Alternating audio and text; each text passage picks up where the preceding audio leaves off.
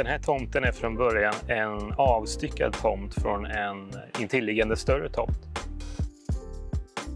När jag kom hit första gången så hade man precis börjat spränga för det nya huset som skulle stå på tomten.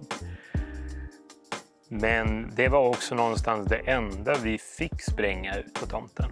Det var just för att huset skulle få en plats och sen fick vi någonstans rätta oss efter det.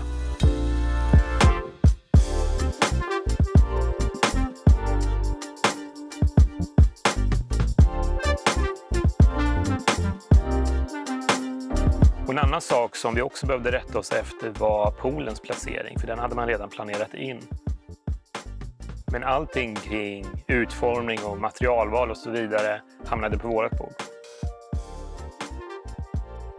Det jag möttes av var att huset stod på en väldigt kraftig lutning. Och den här behövde vi fånga upp på något sätt. Det fanns ett problem här på tomten och det var kommunens lite snåriga regler just kring bygglov och murhöjder och så vidare. Så vi fick inte förändra några markhöjder mer än 50 cm och vi fick heller inte använda några murar som var högre än 50 cm. Och också med den kraftiga nivåskillnaden som var behövde vi binda jorden på något sätt så att inte all jord bara åkte ner på gatan här bakom. Och där kom idén med en förodlad skogsmatta som är förodlad med just blåbär, lingon, mjölon, mossa, ljung och så vidare. Och där kom det första fröet till temat på tomten. Att jag ville bibehålla skogskänslan, naturtomten och göra en nästintill orörd plats.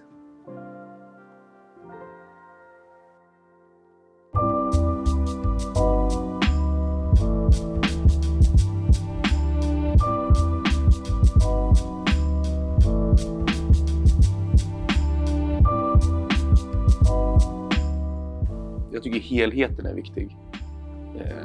Och det tycker jag John har fångat väldigt bra. Det är ganska vanligt att se det när man bygger nya hus.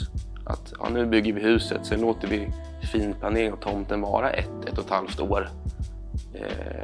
Vi tar det lite efter. Men jag tycker fokuset borde vara egentligen tvärtom. Se till att göra färdigt ute, få den gestaltningen färdig för att kunna passa ihop med huset. Sen kanske jag är ensam om att tycka det, men ibland tycker jag att prioriteringen ligger fel. Att det är viktigt att man får ihop de två tidsmässigt och även liksom arkitektoniskt. Man kan tycka att det är en plats som är viktig. Men man vill ändå ha en känsla av att helhetsintrycket, att det hänger ihop, att huset, tomten, det utvändiga hänger ihop. Vi tyckte också det var väldigt viktigt att vi kunde behålla så mycket som möjligt av träden som var en viktig del av detaljplanen. Och ville få huset att smälta ihop med tomten. Men för helheten tror jag det viktigaste var skogsmattan. Och den har vi fått väldigt mycket cred för. Jag vet om man kollar omgivningsmässigt från grannar, från folk som kommer hit och kollar på huset. Så det har varit det var en viktig pusselbit i att få ihop liksom att vi vill ha tillbaka naturtomten. Vi anlitade John.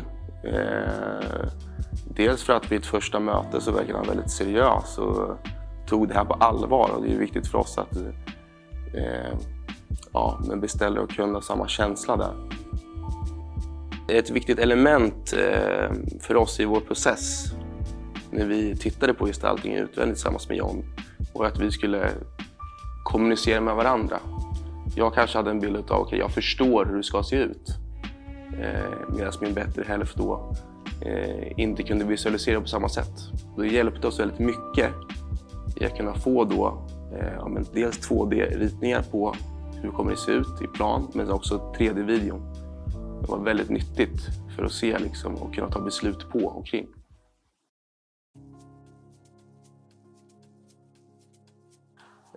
Och i övrigt tog sig John an uppgiften väldigt seriöst tyckte jag, och vi kände oss väldigt trygga i att lämna över det ansvaret till John. Jag tänker att det är viktigt att inte underskatta det utvändiga. I många fall kan jag tycka när man bygger hus att man underskattar vad det får för effekt. Man tar det som jag ska bygga huset och det är det viktiga. Det är det man ska bo i. Men upplevelsen ges ju av att du har något utvändigt som är väldigt fantastiskt som kompletterar huset. Ett ord fantastiskt är min bestämda åsikt.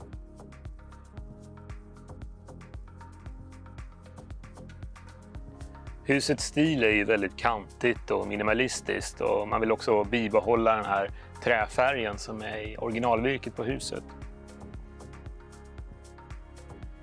Men även om huset är minimalistiskt så finns det ändå ett ganska brutalistiskt formspråk just för att man har placerat en sån här modern kub mitt i ett skogslandskap. Och det tycker jag är en helt underbar komposition som jag som designer måste värna om när jag kommer och ska göra omgivningen kring huset.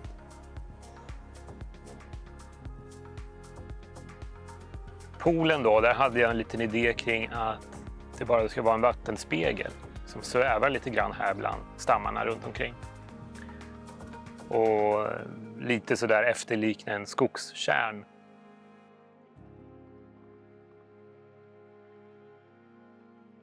Förutom den färdiga skogsmattan som är utlagd så vill jag också plocka upp det naturliga skogslandskapet som vi har i Sverige. Som till exempel rönn, kornell och hassel. Men jag använder mig också av lite speciella sorter av de här arterna. Som till exempel rysk kornell som har det här lite vitspräckliga bladverket. Och även hybridtrollhassen som blommar vackert i gult tidigt på våren.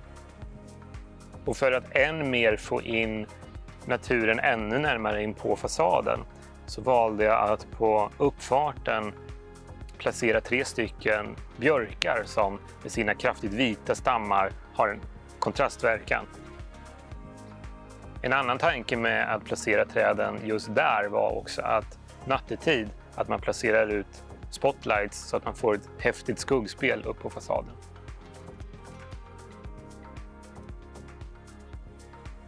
I övrigt så fanns det också riktlinjer kring att vi fick inte använda oss av några material som inte är genomsläppliga för vatten.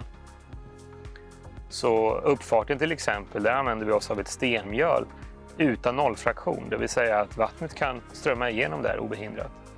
Och i övrigt så är det framförallt en trätrall vi har använt oss av.